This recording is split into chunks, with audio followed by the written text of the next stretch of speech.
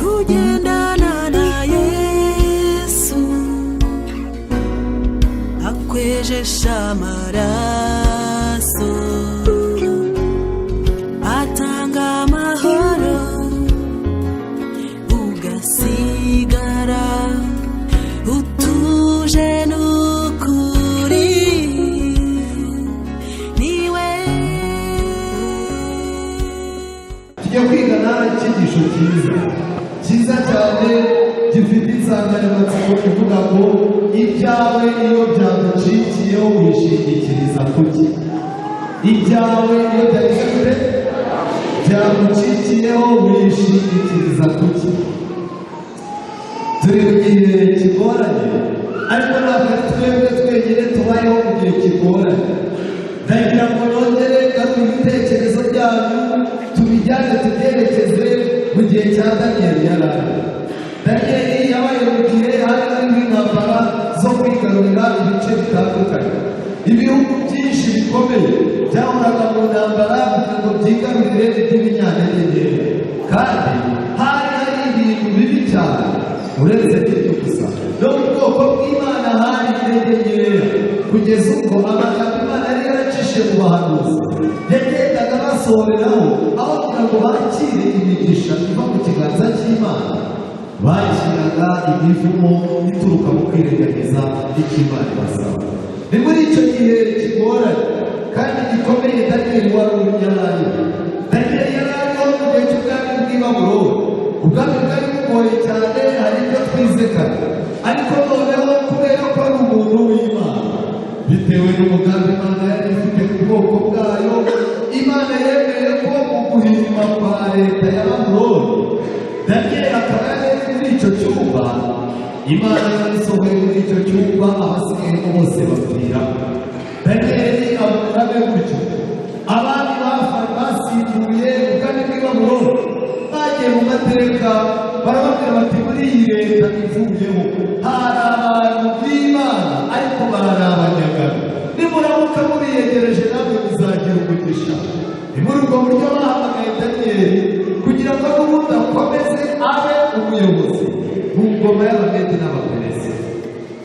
Umwaka Belushazari yaviriyeho ari nawo mwaka Dariyusi yatangiye gutegeka. Nebukadineza yari yavuyeho n'ubwami bwe bwose atarakekaga ko yaba, ariko Daniyeli wari waragiye yitegereza ko amani yose avaho, ubwami bw'Imana ariko bwonyine butazagira ikibusimbura. Nta kintu kigeze kidibagiza Imana yo mu ijuru.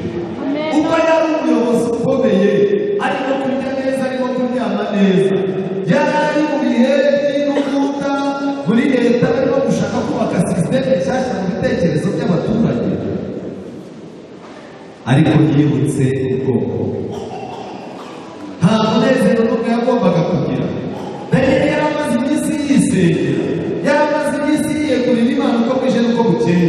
Yewe mu gitabo cya Daniyeli n'ibyahishuwe cyangwa iyasibifu cy'icyongereza bavuga yuko Daniyeli ajya kuva iwabo igihe Nebukadineza yabazaga, ngo yafashe igitabo cy'umuhanuzi Yeremiya aracyitwaza.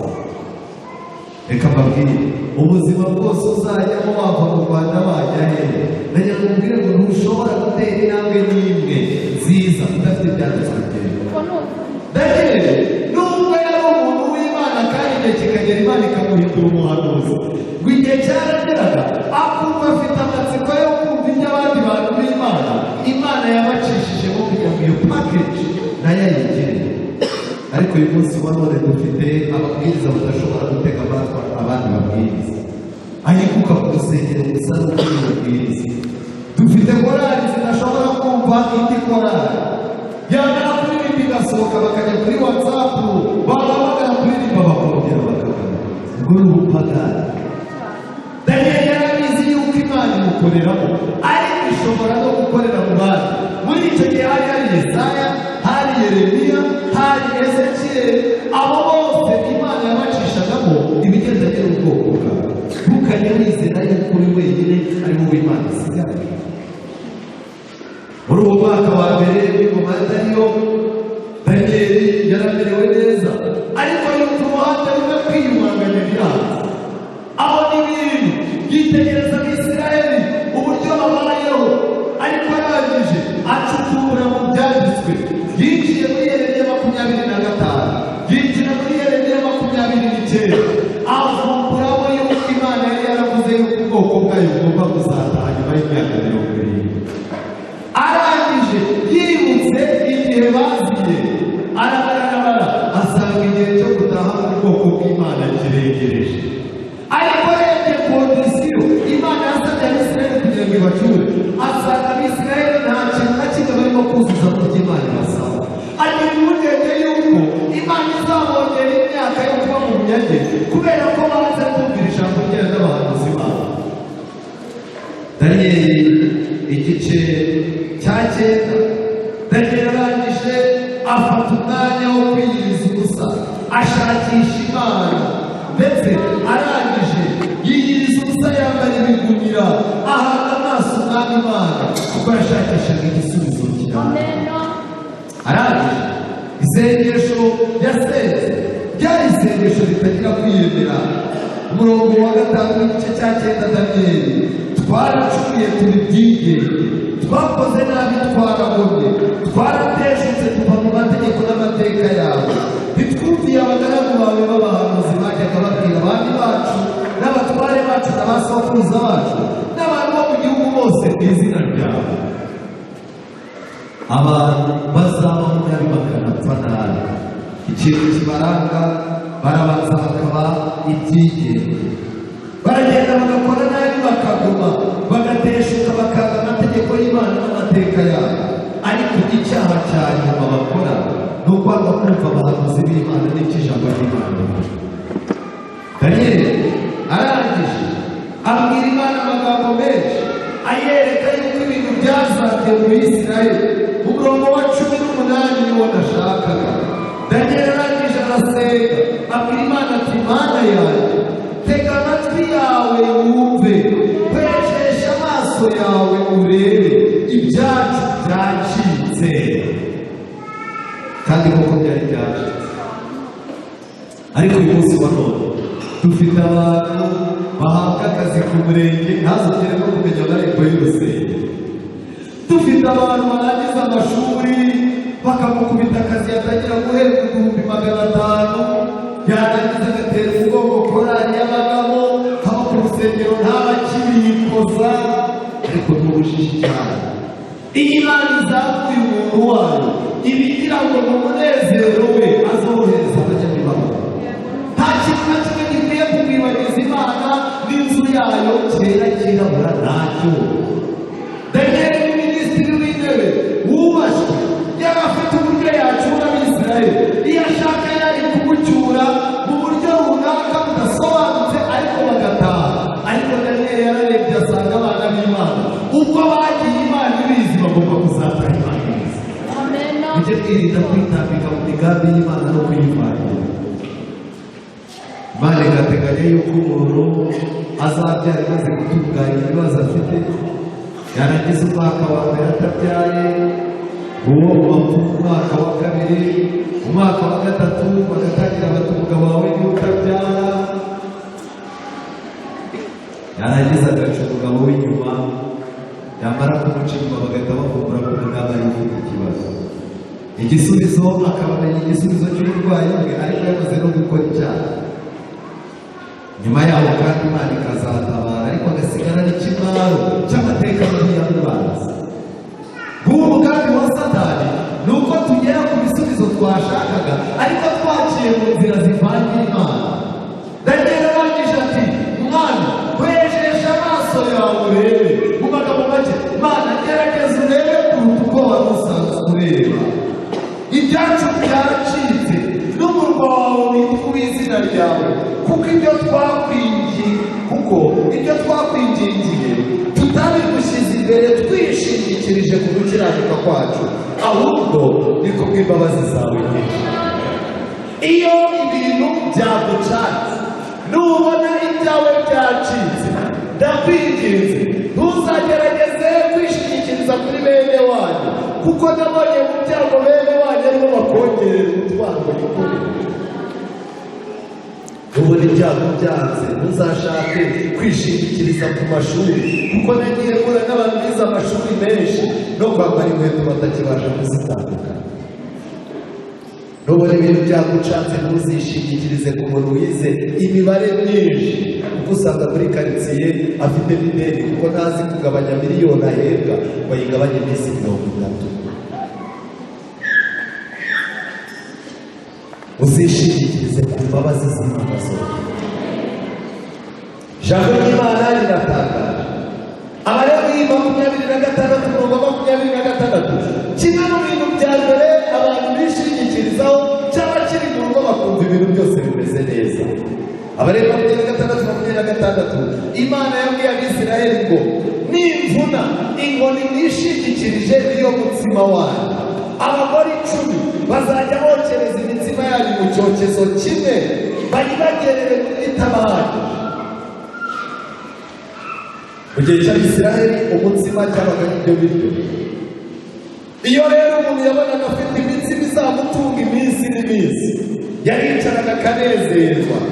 Luka igice cya 12, umutunzi w'umupfapfa aricaye atunganyije ibintu byose, amaze kubitunganya, umurongo wa 19 igice cya 12, nibwo nzabwira umutima wanjye nti mutima wanjye ufite ibintu byinshi bibikiwe imyaka myinshi, ngaho ruhuka urye unywe unezerwe. Ariko Imana iramubwira iti wamupfuwe, muri iri joro uranyagwa ubugingo bwanjye. Reka mbabwire, hari igihe umuntu akora Kigali ikamukundira, ugacuruza waba ubafunze iduka amafaranga bakayohereza kuri telefone, mu gitondo bagabyuka batonze. Hari igihe ibintu werekejeho amaboko bitungana, abana bohereje kwiga bakagarura amasomo batsinze amasomo ku rwego rwo hejuru. Ibyo umugore wawe atekereje bijyamo mwunguka, abantu uhaye amafaranga bagenda bikunda. Warangiza ukumva umuntu akoze mu mifuko ngo amafaranga amaze kugira ngo ubwo niyo ndamutse ntasenga sinkore sivanga namara imyaka 20 neza. Ariko kimwe mu bintu bibabaje, hari itangazo ritungura abantu. Hari abantu bajya gushaka ibiryo, bagashaka imyenda, bagashaka ibintu byose, bagashaka icyo kunywa, bakibagirwa gushaka ubugingo. Imana irimo n'ibyo bintu byose bihari, utarahaye ubugingo agaciro, yemera yuko biribwa n'abaturanyi bawe. Muzabirebere ubu byaratangiye. Muricara ukaba waravuye mu cyaro, muri resitora iyo baguhaga ifiriti na makaroni warabyina ukavuga nsigaye ndi umukire. Ariko warangiza ugashaka amafaranga, Imana ukayireka, abavandimwe ukabareka. Ikintu kimbabaza ni kimwe, dusigaye tugira amafaranga y'umuvumo. Miliyoni 1 igifu cyabuze, miliyoni zikaba 5 umwijima wafashe, miliyoni zikaba 10 amaguru yamaze gufatwa n'ibinya, miliyoni ziba 20 ususumira uribagirwa n'amazina y'abantu bagusuye. Kazaza ubaza umuntu uti muri uyu munsi mukuru wateguye icyo ubasha n'iki? Mundebere ikijumba n'amazi, sibyo wavuye mu cyaro. Mu magambo make, urugendo wakoze wazengurutse kuri gare. Reka ngire ikintu mbabwira, kwirengagiza iby'ubugingo ni ubukoryi bukomeye. Jya mbona mu minsi mikuru y'abantu b'abakire, ujya kubona ukabona umuntu afashe igisahani kinini, abari inyuma bagatangira kugira ubwoba bati ku kirara bimutumarana. Nawe yafashe umusahani munini ngo agende ashyiraho imbuto, ibijumba, aze kubona n'ahatereka icupa ry'amazi, akarenga inkoko, akarenga ibiki byose. Wajya kubona ukabona aravuze ati iriya degede yibuze twaserera, kandi amadegede waje yahunga kuva mu cyaro. Kimwe mu bintu bitari byo kwishingikirizaho ni ikintu cyitwa ibiryo. Ntukajye ubona iwawe ufite ibiryo, abana bawe baterana za kawunga, ngo ugire ngo nta kintu cy'Imana cy'ubusa kwishingikiriza kuri ikintu cya kabiri abantu barimo kwishingikiriza ni ikintu cyitwa ubutunzi. Umuntu arimo aragenda abona udufaranga ahindura ingendo, udufaranga twazamuka agahindura inshuti. Tugeze ku rwego hari n'abantu babwira abana babo bati mama babariraga abanyakavuyo kugira ibibazo ngiye kugufungurira banke ujye ugenda ugeyo baguha amafaranga make make telefone zawe zirandeba. Ninarangiza atarikoze ko nshaka kuza ko twejeje ibijumba ibyo biro bitanu usanga by'ibijumba hano nta nubwo tujya turya. Uzi gukura ibijumba icyago uboneza kigali ibyo bingahe bitanu, ariko biriya bijumba mujye mubifata biba birimo urukundo n'impuhwe. Umukecuru bari kuvuga ati umwana wanjye yongera ajye ku mitsi yanjye naramwijyana, arangiza agasanga ari wowe n'abana bawe muri mu bitenge agasigara bwabo muvugisha. Abantu benshi babona ababyeyi babo bagahita babona ni ikigo cya siterese cyinshi.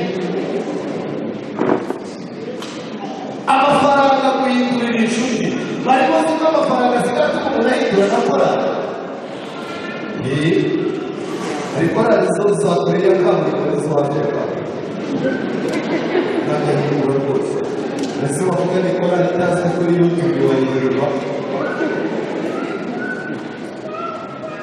kugeza uko abantu bahindura amazina bakayagira amafaranga. Ariko Bibiliya irambwira ngo imigani 11:28 uwishingikirije ku butunzi azagwa. Amafaranga arakugurutsa ukumva ntabwo ukiri igikondo, amafaranga arakugurutsa ukumva usigaye upima ijana, amafaranga arakugurutsa ukumva uraswa ahantu hose. Ariko ku munsi ukomeye w'amafaranga araguhanura mu buryo ahubwo ntabwo ubaho hose kuva munsi yawe. Wishingikirije ku butunzi bw'azawe, ariko umukiranutsi we azatoha nk'ikibabi cyiza. Mu bintu amafaranga ashinzwe gutoha ntabwo birimo. Imana niyo ituma umuntu atoha mu maso, ariko turimo turayashaka ku buryo urembera ukambura n'umuntu wo ku rusengero. Yobu igice cya 33:24 Yobu yabwiye Imana ngo Mana niba naragize izahabu ibyiringiro byanjye nkabwira izahabu nziza nti ni wowe nishingikirijeho, niba narishimishijwe n'uko ubutunzi bwanjye ari bwinshi ukuboko kwanjye kukaronka byinshi, hasi yaravuze ngo cyangwa ari ukuguhemukira. Ntukajye wishingikiriza byiza. Yobu yageze n'ubwo abwira Imana ngo niba narishimishijwe n'uko ubutunzi bwanjye ari bwinshi. Ubu abantu benshi barimo barashaka kureba uburyo amakote yabo abyibuha, ariko birengagije abantu barimo kugirira nabi. Gutekereza kuri Imana ibi bintu bizahera. Ugenda ugafata abapfakazi, abaki, amasoko, akazi bakora ukakangura umwe ukabacyura. Ntabwo byarangira gutya ku Mana, ntabwo ariko birangira. Ntabwo abakene 60 bari batunzwe n'igishanga. Ntabwo wagifata gukigira inka zawe zibyinira ngo nibirangiza bizarangire gutya ntibibaho. Ntabwo ku Mana byarangira gutya. Umupira w'Imana nturirangira gutya. Ushatse ukamukura, ushatse akica. Oya, Yobu yaravuze ngo niba narishimishijwe n'uko ubutunzi bwanjye ari bwinshi, ndagira ngo mbabwire ko nuba ubutunzi bwawe bwiyongera jya upfukama cyane usenge wibaze ngo ko hari abagabo babiri batanga ubutunzi birimo kumpangira. Barimo bizitiriye n'abaguzi yuzuye bijyanye ibyo Uwiteka Imana iratanga. Ariko nanone Matayo igice cya 4 Yesu yabwiye Satani ko gupfuka mu kanwa n'ibintu byose ndabiguha kuko bikabiboneza guteye. Nubona ibintu byiyongera kuri banki jya wibaza ngo ninde wapangiye. umuntu umwe yagize gutya akeneye amafaranga arasenga mu gitondo ibibazo bye byamurenze bamubere n'abo barimo amadeni bigeze nimugoroba agiye kubona abonye amafaranga urumva yategereje Imana biramukoresheje amanyanga birakunda arangije nimugoroba agiye gusenga umutima yumva gusenga ntabwo birimo gukura arangije atuba nari nkeneye amafaranga kandi nari nyababaye uwayampaye wese yaba ari Imana yaba na shitani yakoze ngaho uko tubayeho ugupfanye akakugura mu bibazo by'uwesheje uwo munsi nshuti zanjye ikindi kintu cya gatatu abantu bishingikirijeho uyu munsi Yesaya igice cya 2:22 ibi bintu abantu babyishingikirizaho kugeza ubwo Imana n'ijambo ryayo ubona batabyishingikirijeho Yesaya 2:22 nimureke kwishingikiriza ku bantu bafite umwuka mu mazuru mbese mubaciki mu myaka myinshi yahise hano mu Rwanda umuntu mwaraganiraga akakubwira ati njye ntacyo naba mfite mwene wacu ukomeye kugeza ubwo hari n'igihe umuntu yazaga kumweza ati ngaya amatama kora mureba burara ariko uyu munsi wa none umuntu ukomeye ni umuntu ufite mwene wabo mu ijuru Bibiliya ivuga ko Yesu yiswe umuvandimwe wacu wa bugufi kandi ntakorwa n'isoni zo kutwita bene se ariko ibindi byose bizarangira kwishingikiriza ku bantu nta kuntu ntabyara neza murumuna w'umugabo wanjye ni dogiteri ntabyariye hariya ntahandi ntabyara hari n'igihe ujyayo ugasanga bari bamuhaye irente rimwiruka mu isi birahinduka sanga umuntu ari aho atangiye urubanza yizeye yuko umuntu ushinzwe amategeko azamuburanira yarangiza agasanga amaze ukwezi mageragere bamujyanyemo bakamuburira kwishingikiriza ku muntu ni ikosa rikomeye bantu b'Imana iki kintu mukitonde ikindi kintu gikomeye ubu ngubu kigezweho mu minsi yashize nagiye kubona ikintu cy'igipupe basize ibintu bimeze nk'uruhu bagihagaritse imbere y'abanyabwenge n'abanyapolitike icyo kintu rwose cyari gifite izina ryiza gihagarara imbere y'abana abantu baratangara barangije baratangira umuntu akagihagarara imbere bwiriwe yego amakuru ni meza aha turi ni hehe mu Rwanda abantu barangije batuye batuzi ko abantu bamaze kumera nk'Imana ni ukuri iki kintu kirusha abantu benshi ubwenge ufite wagushutse ariko nagira ngo mbabwire ngo biriya ni ibintu bisanzwe gufata icyuma ufata microcontroller ukayishyiramo programming ururimi rutandukanye warangiza ukayibikamo amajwi umuntu navuga ngo amakuru uzamusubize yego ibyo bintu bigatuma abantu babona bisa naho Imana abantu bayegeye ntibibaho Imigani 3:5 Bibiliya iravuga ngo wiringire Uwiteka n'umutima wawe wose wo kwishingikiriza ku buhanga bwawe ejo bundi nasomye amagambo kuri website imwe bavuga ngo God will be replaced by artificial intelligence as a new religion emerges mu minsi iri imbere ngo Imana igiye gusimbuzwa ibikoresho by'ubwenge buhambaye bw'ikoranabuhanga ku buryo ngo kizaba ari icyorezo n'ibindi bishyashya byadutse telefone abadamu abafite telefone gutya umwana w'umwinjira yarira akamutamika urutoki yirebera kuri telefone umugabo yahamagara se imyenda irihe reba aho munsi inkweto zirihe reba aho hejuru amazi se arihe mubaze wa mukobwa naho barimo yirebera ku rubuga rw'aho abantu basohora imyenda mishyashya abadozi ariko rekagira ikintu mbabwira ibi nabyo ni icyerekana ko twarangiye Satani azasenya amarangamutima y'abantu abagabo b'abagore abagore b'abagabo abana baba basaza, abasaza baba abana.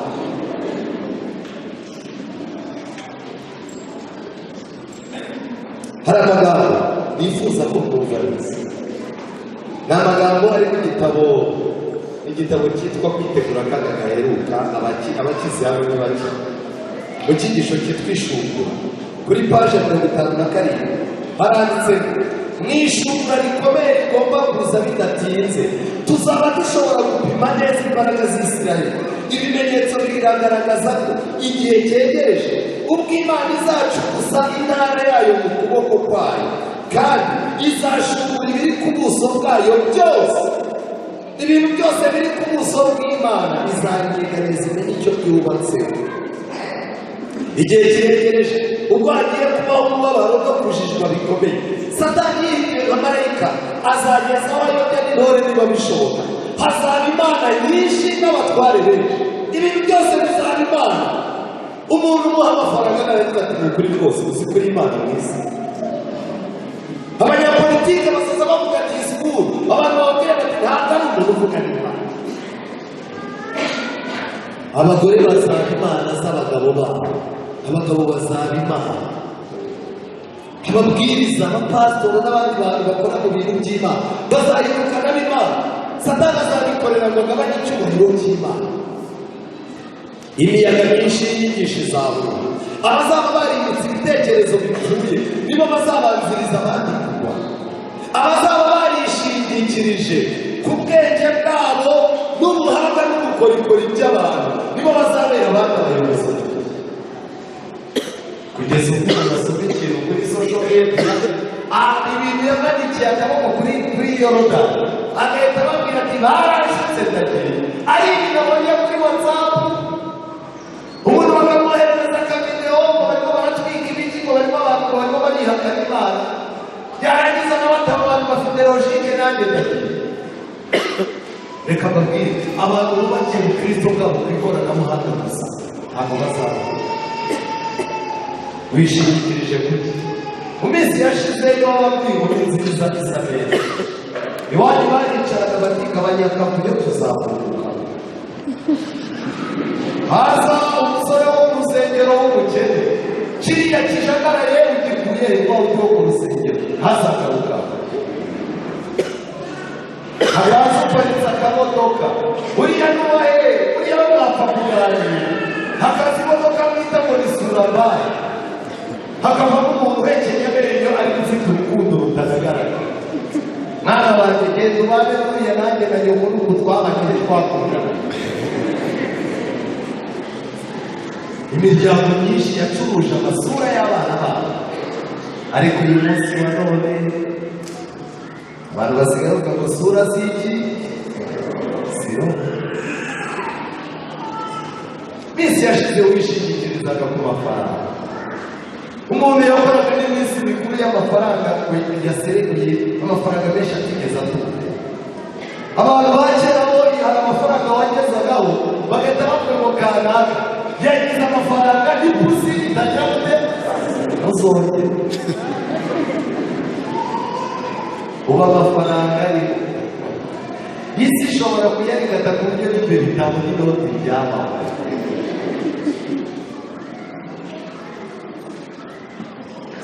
Igitabo cya kabiri cy'ibyo ku ngoma, igice cya 38, igice cya 32 umurongo wa 8, igice cya kabiri cyo ku ngoma. Mu ruhande rwe ari kumwe n'amaboko y'umubiri, ariko mu ruhande rwacu turi kumwe n'Uwiteka Imana yacu. Imana yacu niyo idutabara kandi ije kuturwanira intambara zayo. Uyu mugabo wabivugaga ni Hezekiya. Bibiliya ivuga ngo nuko abantu bishingikiriza mu magambo ya Hezekiya, umwami w'Abayuda. Ukagira ngo mbabaza, Hezekiya ibyo byarangiye neza? Oya rwose. Ni ikosa rikomeye kwishingikiriza ku magambo umuntu yavuze, warangiza ukamumira kurya kubera rondo. Iyo aguye Satani nawe arakugusha. Ujye wiyubaka ku ijambo ry'Imana aho kwiyubaka ku magambo aryoshye mwabwiwe n'abantu b'Imana. Bibiliya iratangaje. Mu gitabo ubundi cyitwa Uwifuza ibihe byose, ari kuri paje 103. haranditswe ibibwirizwa byagiye bikenerwa cyane mu matorero yacu. Abizera bagiye bishingikiriza ku bivugirwa ku ruhimbi aho kwisunga umwuka muziranenge. Aho kwisunga umwuka wera, abantu bisunze ibintu bivugirwa ku ruhimbi, bagera aho kwibuka abantu b'Imana byanze, bagerageza kujya gusura abo bantu b'Imana mu ngo, abandi bagerageza kubafata babashyira mu ngo zabo. Muntu w'Imana uzarasure, turarane dusenge kugeza igihe uzahibande byose maze gutsindishirizwa. Ikosa ryabaye ni ukubura kwishingikiriza ku mwuka wera. Uburwayi kandi buracyakurikirana abantu.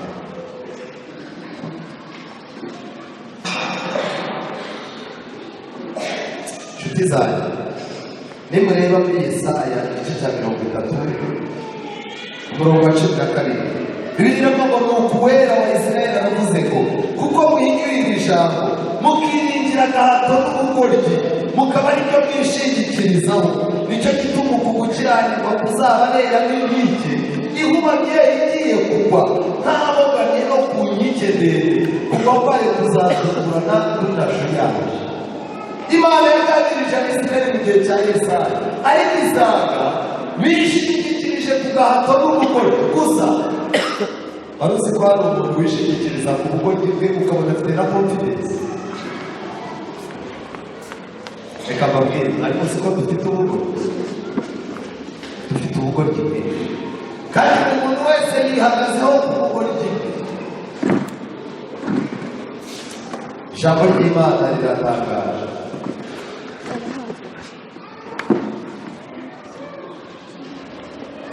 Amagambo nashakaga akomeye ni aya ngaya.